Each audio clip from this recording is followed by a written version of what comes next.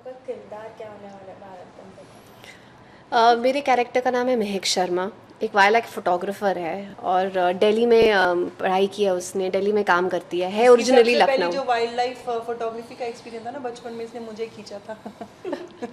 बिल्ली, एक बिल्ली मैं को शूट किया था मैंने, उस बिल्ली का नाम अनुरुता झा था। पहला इसको पता ही तब चला जब ये वाइल्ड लाइफ फोटोग्राफर बनेगी, कि जब इसने मुझे ऐसे कैप्चर किया दूध पीते हुए। ये चली गई दिल्ली, बन गई वाइल्ड लाइफ फोटोग्राफर। सो या तो वो उसके पेरेंट्स ओरिजिनली लखनऊ से हैं, वो भी ओरिजिनली लखनऊ से ही है और बहुत ही कॉन्फिडेंट इंडिपेंडेंट वर्किंग लड़की है, girl of today. She speaks her mind, she is a bit of a feminist, she believes in equality of man and women, डरती नहीं है किसी से।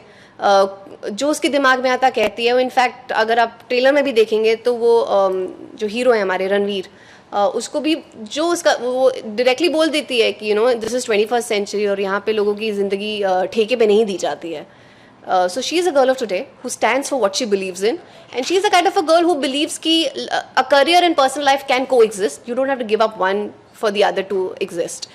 And her relationships are very important in her life, whether it's her friendship, her relationship with her parents, her younger sister. She treasures all that a lot. And she's a very practical girl, overtly practical at times.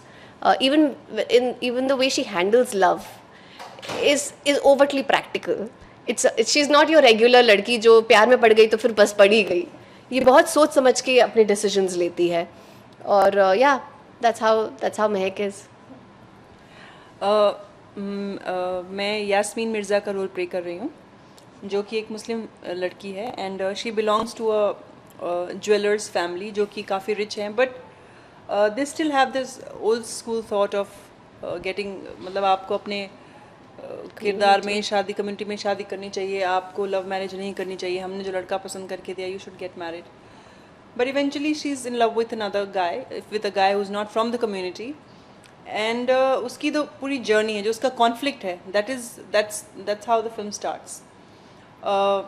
But also she is a very simple girl. आप किसी भी हिंदुस्तान में किसी भी लड़की को देखेंगे, कोई भी लड़की अपने पेरेंट्स को हर्ट करके किसी लड़के के साथ नहीं जाना चाहिए। She will try her best कि पहले पेरेंट्स मान जाएं, फिर मैं लड़के से शादी करूँगी। बट अगर ऐसा नहीं होता है, so it's a whole journey of how she is dealing with these things and then a best friend comes back in her life, comes back to Lucknow and helps her to get clarity, get away with it.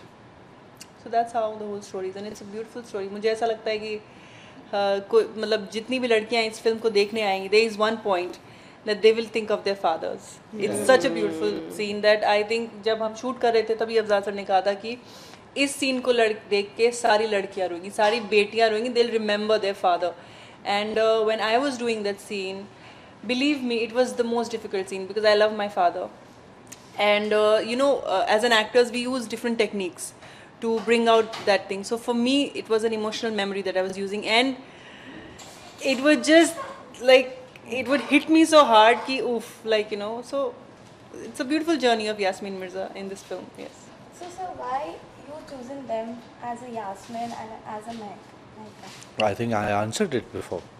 Because वो इतने किरदार में, this character to them? Because वो इतने, देखिए हर actor को आप जब एक फिल्म मेकर के नज़रिए से देखते हैं तो आपको होता है कि हाँ ये किरदार इसके लिए बहुत अच्छा है, बिकॉज आप चीज़ वो इमेजिन कर रहे हैं उसके साथ। अब मैं संदीपा को देख के वो चीज़ मेरे दिमाग में आ रही है कि यार एक लड़की जो लखनऊ में पढ़ी थी लेकिन वो हायर स्टडीज़ के लिए दिल्ली चली गई और वहाँ पे वो ऑब्वियसली वो थोड़ी लिबरेट हुई, एक मेट्रो में जाके होता है ना, एक थोड़ा सा फ्रीडम मिलता है, और फिर जब खुद आदमी अकेला फैमिली से दूर रहता है तो इंडिपेंडेंट हो ही जाता है। आप हॉस्टल लाइफ में भी देखिए ऐसे ही होता है, हॉस्टल लाइफ में जो लड़कियां या लड़के रहते हैं वो इंडिपेंडेंट हो जाते हैं, बिकॉज उनको एक एक्सरसाइज मिल जाती है कि अकेले कैसे रहना है। तो उसमें मुझे वो किरदार में संदीपा मुझे दिखी और मैंने कहा कि इसको बखूबी निभा जाएंगी। वही चीज़ इनके साथ हुई कि जब मैंने देखा कि यास्मीन मिर्ज़ा का एक बहुत लेयर्ड कैरेक्टर है वो भी, कि वो ऐसी लड़की है जो बहुत सॉफ्ट है, मतलब सॉफ्ट इन द सेंस कि वो अपने इमोशन को हमेशा बैलेंस करने की कोशिश करती है कि यार मुझसे सब लोग खुश रहें, घर पे भी सब खुश रहें और जिसे मैं प्यार करती हूँ वो भी खुश रहे। तो वो एक आपको आपको दिख जाता है। जब वो चीज़ उन्होंने करके दिखाई ऑडिशन में, तो मुझे लगा, मैंने देखा, मैंने कहा यार इनसे बेहतर कौन करेगा। तो एक हर आदमी का एक वो होता है ना कि अगर अभी मैं और कुछ नहीं सोच सकता, अभी मैं महक अगर आंख बंद करता हूँ तो मुझे संदीपा ही दिखती है, और अगर मैं यास्मीन सोचता हूँ आंख बंद करता हूँ तो मुझे अनुरुता ही दिखती है। तो वो, और क्योंकि मैं उनके साथ शूट भी कर चुका हूँ, हाँ, जब हम सेलेक्ट कर रहे होते हैं तब आपकी इंट्यूशन बहुत काम करती है, और मेरी इंट्यूशन ख़ास तौर पे संदीपा के लिए बहुत काम करी है कि मुझे मालूम था कि मुझे क्या करना है, कैसे करना है। और आप फर्स्ट ऑफ ऑल, ये सब लोग प्रोफेशनल एक्टर्स हैं और इन्होंने फिल्में की हुई हैं, तो मैं इनको एक्टिंग नहीं सिखाऊंगा, ये सब खुद अच्छी एक्टिंग करने वाले हैं लोग हैं। मुझे बस इनको सिर्फ ये बताना है कि ये कहानी है, ये इमोशन है, दैट्स इट। बाकी काम ये खुद बहुत बखूबी करते हैं और इन्होंने किया है। तो आप लोग लखनऊ बेस्ड हैं इस मूवी में, तो कितनी लखनवी लैंग्वेज में आपने लखनवी लैंग्वेज कोई नहीं होती है, काफ़ी उनके नहीं बहुत क्लियर नहीं, कोई लखनऊ नहीं, ऐसा उर्दू भी नहीं है। बेसिकली जो हम लोग बात कर रहे हैं ना, हिंदुस्तानी है ये, ठीक है। तो हिंदुस्तानी में आपको बात करनी होती है, जैसे मैं बात कर रहा हूँ, जैसे ये बात कर रही हैं, ऐसे वो बात कर रही हैं। चेंज कब आता है? जब आप अवधि अगर डालेंगे उसके अंदर, तो हमें अवधि डालने का नहीं हुआ। हाँ, इनको ये दिल्ली से आई थी, तो ज़रा उस बारे में आप ज़रूर बताइए कि वो कैसे करा है, बिकॉज वो सही चीज़ जानी चाहिए वहाँ तक। तो बिकॉज मेरी हायर स्टडीज़ दिल्ली में हुई है, और मैं बिकॉज क्या होता है, अगर मैं हमेशा से लखनऊ में ही रही होती तो मेरे बोलने का तरीका हल्का सा अलग होता। जैसे कि मैं नहीं कहती, हम कहते। जैसे कि यास्मीन हमेशा से वहीं लखनऊ से ही है, तो उसका जो लहजा है वो तो हल्का सा अलग है। उसके जो नुक्ते हैं होने चाहिए उसकी प्रोनाउंसिएशन में, वो उसके लिए बहुत इंपॉर्टेंट थे। But because I went to Delhi, and because Delhi is a more of a metropolitan city, और जैसे मैं SRCC में पढ़ी हूँ वहाँ पर, तो वो वहाँ की जो लैंग्वेज है मुझे वो अडेप्ट करनी थी। और दिल्ली में जैसे जो बात करने का तरीका होता है वो हल्का सा अलग होता है than compare to what the way we speak in Bombay. तो मुझे वो in fact I have to bring that into my personality. और एक जो चीज़ मुझे करनी पड़ी was to change the pace of my personality. मैं ओरिजिनली एक काफ़ी hyper bubbly energetic kind of person हूँ, लेकिन जो महक है वो हल्की सी ठहराव वाली लड़की है। वो बहुत सुलझी हुई सी है in a way, so she her pace is much slower than me, which he kind of helped me bring myself to that. So I think that is what I had to change and adapt. But in terms of language, I didn't have to go towards Lucknow. I had to go more towards Delhi. तो वो मैंने दिल्ली का जो vibe है वो उन्होंने भी बहुत इजी कर दिया था, क्योंकि उन्होंने जिस तरीके से वो डायलॉग्स लिखे हैं महक के, वो ऑलरेडी उसमें है। मतलब हिंदी इंग्लिश का एक मिक्सचर है वो इसका है। बिकॉज हम इंग्लिश बहुत यूज़ करते हैं up north, in terms of Delhi at least English बहुत यूज़ करते हैं। तो my dialogues were written like that. तो actually I really didn't have to do much work, he had done all the homework for me, he did everything, so it became much easier for me. I didn't have to worry about the nuktas which she had to worry about, thank God. हाँ, मैंने क्योंकि मुस्लिम लड़की का role है तो उसमें उर्दू के अल्फाज यूज़ किए गए हैं, तो कहीं कहीं मैं अटक जाती थी और काफ़ी बार अटकी हूँ। तो जब तक मैंने वो ठीक से नहीं बोला, he would not let the scene go ahead. Because also sing sound की फिल्म है, तो आप ऐसा नहीं है कि आपने चलो बोल दिया तो डबिंग में हम संभाल लेंगे, बट सिंग साउंड है तो you have to say it correctly then and then. Live sound वहीं देखो। लखनऊ के लोग जैसे बोलते हैं हम, और उनके ना थोड़ा एक लहजा अलग होता है बात करने का, जिस वो लहरा के बात करते हैं। तो वैसे मैंने जैसे हम, अच्छा आप ये कर रही थी, फिर इसका क्या है, तो I had to do that because मैं बिहार से हूँ, तो बहुत मुश्किल नहीं हुई मेरे लिए, क्योंकि अभी भी मैं अपने घर वालों से ऐसे ही बात करती हूँ, अच्छा हम आ जाएंगे, अच्छा हम फ़ोन कर देंगे, खाना खा लिए हो, हाँ खा लिए हैं, तो ऐसा ही है। तो जो यास्मीन मिर्ज़ा का है वो भी काफ़ी हद तक ऐसा ही है।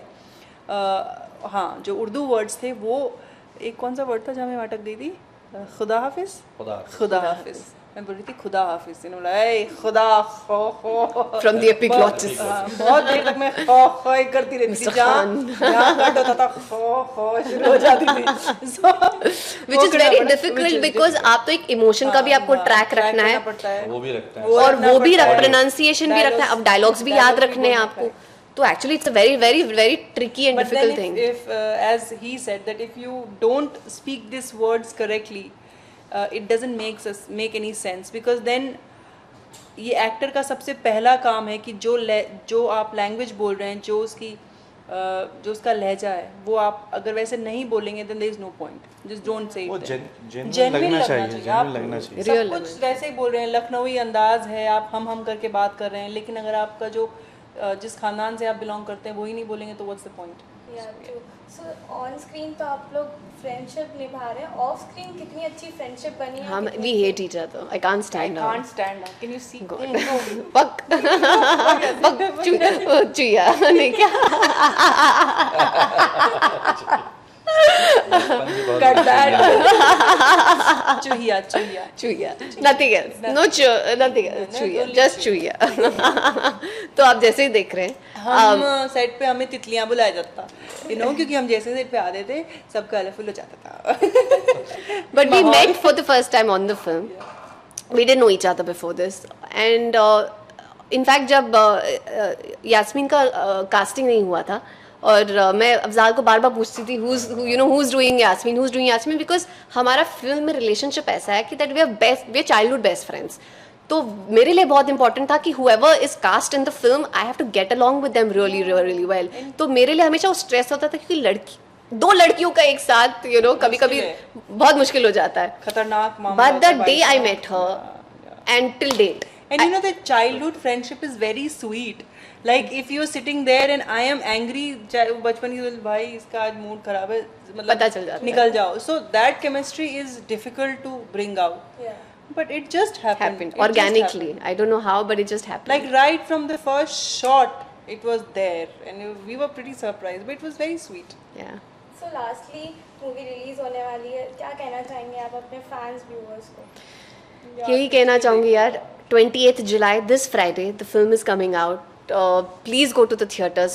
And we've made the film with a lot of heart, honesty, a lot of effort, and everybody's worked really hard on this. And so please give us a chance at least. Go to the theaters, watch the film, because I guarantee you, once you watch the film, you'll be thoroughly enjoyed. you'll thoroughly enjoy it. So please go to the theaters on the 28th of July. 28th of July. Please go watch the film. Please go watch the film. Multiply by 10,000. Just go Infinity. watch the film. Just go watch the film. That's it. It's a fantastic. Just go watch the film, dude. Simple. मैं यही कहना चाहूँगा, बाकी सब इन लोगों ने कह दिया कि हाँ, पिक्चर देखो, मज़े करो, फैमिली साथ में लेके जाएं, दोस्तों को लेके साथ में जाएं, ग्रुप में जाएं, क्योंकि आप ये फिल्म वो वाली है कि वो ग्रुप में देखने वाली फिल्म है कि आप देखेंगे और फिर उसके बाद बातें करते हुए और हंसते हुए निकलेंगे साथ में, क्योंकि ये आपको पुरानी यादें अपनी याद दिलाएगी, पुरानी यादें याद दिलाएगी।